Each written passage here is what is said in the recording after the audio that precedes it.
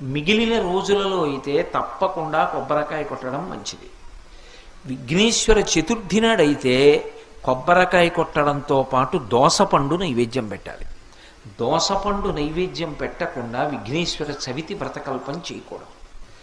ఉండ్రాళ్ళు కుడుములు అవి సరే, దానితో పాటు తప్పకుండా దోసపండు నైవేద్యం పెట్టి దోసపండు ముక్క ప్రసాదంగా అందరూ తీసుకోవాలి.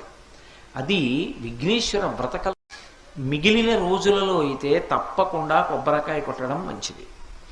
విఘ్నేశ్వర చతుర్థి నాడైతే కొబ్బరికాయ కొట్టడంతో పాటు దోసపండు నైవేద్యం పెట్టాలి. దోసపండు నైవేద్యం పెట్టకుండా విఘ్నేశ్వర చవితి వ్రతకల్పం చేయకూడదు.